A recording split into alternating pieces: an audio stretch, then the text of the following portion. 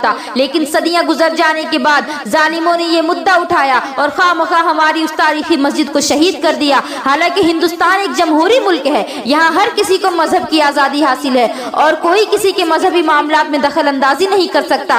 ہم سے کہا گیا کہ مسجد کو نہیں توڑا جائے گا، لیکن ہماری جاگتی آنکھوں کے ساتھ ہم سے دھوکہ کیا گیا۔ ہماری لڑائی زمین کی لڑائی نہیں تھی، ہماری لڑائی مسجد کی لڑائی تھی۔ ہماری توہین کی جا رہی تھی، زمین دے کر کے ہماری توہین کی جا رہی تھی۔ ہماری لڑائی لیگل رائٹس کی تھی، ہماری لڑائی مسجد کی تھی۔ ہم کو بھیک میں نہیں چاہیے کوئی چیز، جو ہمارا حق ہے وہ ہم کو دو۔ جب تک دنیا رہے گی ہم ہندوستان میں بابری مسجد کی شہادت کا ذکر کرتے رہیں گے اور دنیا کو بتائیں گے کہ تم نے جا کر سپریم کورٹ سے وعدہ کیا تھا کہ مسجد کی ایک اینٹ کو بھی ہاتھ نہیں لگایا جائے گا، تمہارے لوگوں نے مسجد کو شہید کیا۔ نحمده ونصلي على رسوله الكريم اما بعد فاعوذ بالله من الشيطان الرجيم بسم الله الرحمن الرحیم۔ مسجد مرثیہ خواہ ہے کہ نمازی نہ رہے، مسجد مرثیہ خواہ ہے کہ نمازی نہ رہے، یعنی وہ صاحب اوصاف حجازی نہ رہے۔ اور مسجد تو بنا لی پل بھر میں ایمان کی حرارت والوں نے، مسجد تو بنا لی پل بھر میں ایمان کی حرارت والوں نے، من اپنا پرانا پاپی تھا برسوں میں نمازی بن نہ سکا۔ آج کے اس موجودہ دور میں مسجد بنانا تو بہت ہی آسان کام ہے، لیکن مسجدوں کو بسانا بہت ہی مشکل کام ہے۔ لیکن آج سے کئی سال پہلے ہندوستان میں ہماری ایک تاریخی مسجد ہوا کرتی تھی، جسے ہم اور آپ بابری مسجد کے نام سے جانتے ہیں۔ اس مسجد کو ظالموں نے شہید کر دیا، اور اس کے متعلق میں مسلمانوں کو کچھ پیغام دینا چاہتی ہوں۔ آج کے مسلمان بہت ہی جذباتی ہیں، لوگ مسجد بچانے کی باتیں کرتے ہیں۔ ارے او مسلمانوں، پہلے مسجد بسا تو لو، پھر مسجد بچانے کی باتیں کرنا۔ یہ بابری مسجد کی جو شہادت ہوئی ہے اس کے ذمہ دار کہیں نہ کہیں مسلمان بھی ہیں، کیونکہ اگر تم نے مسجدوں کو بسایا ہوتا جیسا کہ اللہ نے تمہیں حکم دیا ہے تو کسی کی ہمت نہ ہوتی کہ ہمارے بابری مسجد کی طرف آنکھ اٹھا کر بھی دیکھے۔ ساری دنیا کی طاقت ایک ہو جاتی، پھر بھی مسلمانوں کا بال تک باغا نہیں کر پاتی۔ لیکن تم نے اپنی یہ حالت خود ہی بنائی ہے، اور اس کی وجہ بالکل صاف ہے، اور وہ یہ ہے کہ گر ہم نے درس قرآن کو نہ بھلایا ہوتا، گر ہم نے درس قرآن کو نہ بھلایا ہوتا تو زمانے نے یہ زمانہ نہ دکھایا ہوتا، گر ہم نے درس قرآن کو نہ بھلایا ہوتا تو زمانے نے یہ زمانہ نہ دکھایا ہوتا۔ اور وہ معزز تھے زمانے میں مسلمان ہو کر، وہ معزز تھے زمانے میں مسلمان ہو کر، اور ہم خار ہوئے تارک قرآن ہو کر۔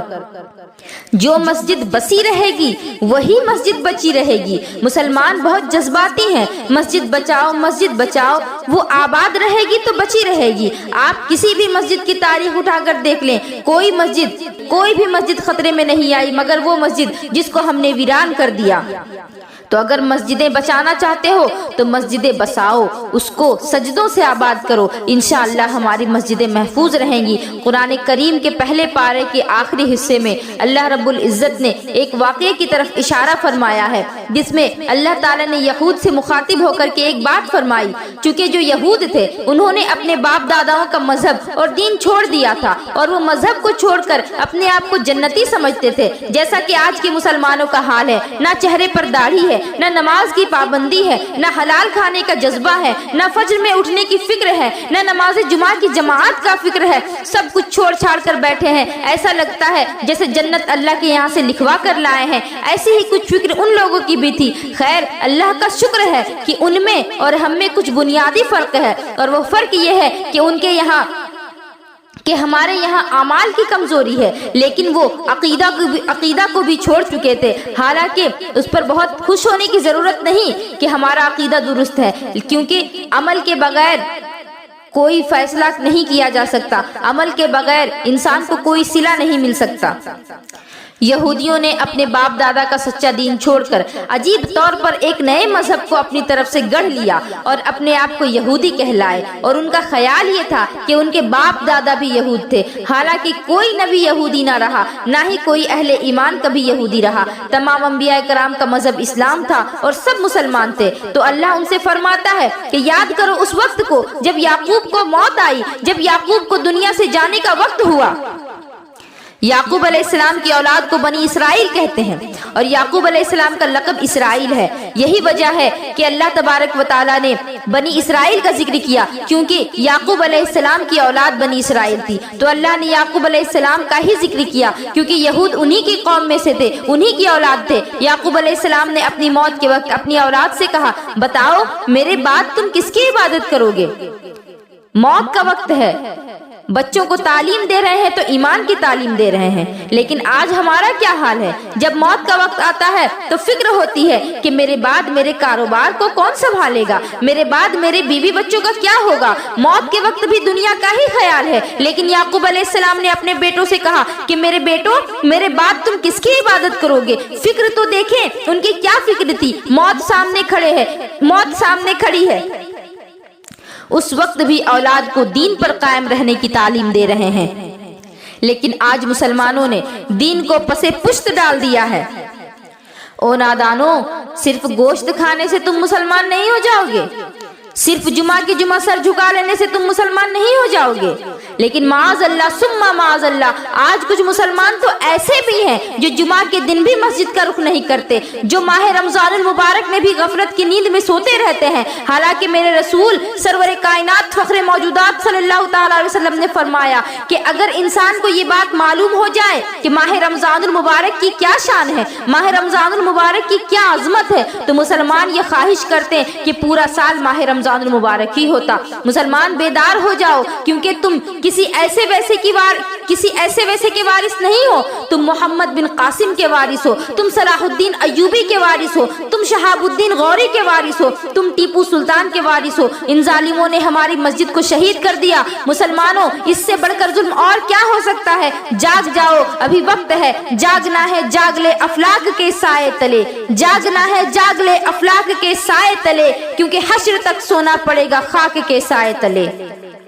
मुसलमानों पर जुल्म इस कदर हो रहा है कि हमारी 550 साल पुरानी मस्जिद को जालिमों ने शहीद कर दिया। उस पर हुकूमत कहती है कि हमने नहीं गिराया, हालांकि मुजरिम खुद कबूल कर रहे हैं और खुलेआम कह रहे हैं कि हमने मस्जिद को गिराया है, और हुकूमत इस पर पर्दे डाल रही है। तुम बाबरी मस्जिद को ढाकर के बहुत खुश हो, तुम बाबरी मस्जिद को ढाकर के बहुत खुश हो, अल्लाह ने चाहा तो हम फिर से बना लेंगे। कुछ गैर मुस्लिमों का तो कहना है कि बाबरी मस्जिद जिस जगह पर बनी हुई थी वहाँ पहले राम मंदिर था। ये बाबरी मस्जिद बाबर बादशाह ने बनवाई थी, और जब बाबरी मस्जिद बनवाई जा रही थी तो रामायण के लेखक रामचरितमानस के राइटर तुलसीदास वहीं बैठकर रामचरितमानस लिख रहे थे। अगर बाबरी मस्जिद राम मंदिर को तोड़कर बनाई गई होती तो जब मस्जिद की तामीर हो रही थी तो तुलसीदास उस वक्त वहीं मौजूद थे। अगर सवाल उठाना होता तो वही उठाते, लेकिन उन्होंने कभी कुछ भी नहीं कहा। ये इस बात का सबूत है कि वहाँ कभी राम मंदिर थी ही नहीं। अगर होती तो सबसे पहला ऑब्जेक्शन तुलसीदास ने किया होता। लेकिन सदियां गुजर जाने के बाद जालिमों ने ये मुद्दा उठाया और खामखा हमारी उस तारीखी मस्जिद को शहीद कर दिया। हालांकि हिंदुस्तान एक जमहूरी मुल्क है, यहाँ हर किसी को मजहब की आजादी हासिल है और कोई किसी के मजहबी मामलात में दखल अंदाजी नहीं कर सकता। हमसे कहा गया कि मस्जिद को नहीं तोड़ा जाएगा, लेकिन हमारी जागती आंखों के साथ हमसे धोखा किया गया। हमारी लड़ाई जमीन की लड़ाई नहीं थी, हमारी लड़ाई मस्जिद की लड़ाई थी। हमारी तौहीन की जा रही थी, जमीन देकर के हमारी तौहीन की जा रही थी। हमारी लड़ाई लीगल राइट्स की थी, हमारी लड़ाई मस्जिद की थी। हमको भीख में नहीं चाहिए कोई चीज, जो हमारा हक है वो हमको दो। जब तक दुनिया रहेगी हम हिंदुस्तान में बाबरी मस्जिद की शहादत का जिक्र करते रहेंगे और दुनिया को बताएंगे कि तुमने जाकर सुप्रीम कोर्ट से वादा किया था कि मस्जिद की एक ईंट को भी हाथ नहीं लगाया जाएगा। तुम्हारे लोगों ने मस्जिद को शहीद किया और हमारी मस्जिद जो 550 साल से वहां पर थी, जहां मुसलमानों ने हय्या अला सलाह और हय्या अल फलाह की सदाएं दी, तुमने उस मस्जिद को शहीद कर दिया और मोमेंटो के तौर पर तुम ईंट को उठा कर ले गए। आजादी के बाद आपने हमारी मस्जिद में मूर्तियां रखवाई। ईशा की नमाज के बाद जब फज्र की नमाज को गए तो वहां मूर्तियां मौजूद थी। आपने हमको अंधेरे में रखकर हमारी आंखों पर पर्दा डालकर हमें धोखा दिया, धोखे से ताले खुलवाए। 6 दिसंबर को बाबरी मस्जिद बचाई जाएगी, मगर आपने हमारी आंखों के सामने हमारी मस्जिद को शहीद कर दिया। हम अपने बच्चों को सिखा कर जाएंगे, अगर दुनिया से जाएंगे तो बता कर जाएंगे, हमारी सिस्कियां बाकी रहेंगी, उनका कलमा भी पढ़ेंगी और कहेंगे कि बाबरी मस्जिद की शहादत को याद रखो। मस्जिद के लिए नहीं बल्कि इंसाफ के लिए, रूल ऑफ लॉ के लिए, कानून की बेहतरी के लिए, क्योंकि 1992 6 दिसंबर के दिन हमारी मस्जिद को शहीद कर दिया गया। तब से हिंदुस्तान में 6 दिसंबर के दिन ब्लैक डे मनाया जाने लगा। आज मैं मुसलमानों को ये पैगाम देना चाहती हूँ कि इस तारीख का मुताला करो, अपनी तारीख का मुताला करो। ये वही उम्मत है जिसने 313 की तादाद होते हुए भी दुश्मन के लाखों के लश्कर को मार गिराया। फिर आज तो तुम्हारी तादाद करोड़ों में है। बेदार हो जाओ कौम मुस्लिम, अपनी ज़मीर की आवाज पे लब्बैक कह के आगे बढ़ो और नारे तकबीर से दुनिया को हिला दो। टल न सकते थे जब जंग के लिए अड़ जाते थे, टल न सकते थे जब जंग के लिए अड़ जाते थे, पांव शेरों के भी मैदान से उखड़ जाते थे। और दस्त तो दस्त है दरिया भी न छोड़े हमने, दस्त तो दस्त है दरिया भी न छोड़े हमने, बहरे जुल्मात में दौड़ा दिए घोड़े हमने। वमा अलैना इल्लल बलाग। अस्सलामु अलैकुम व रहमतुल्लाहि व बरकातुहू।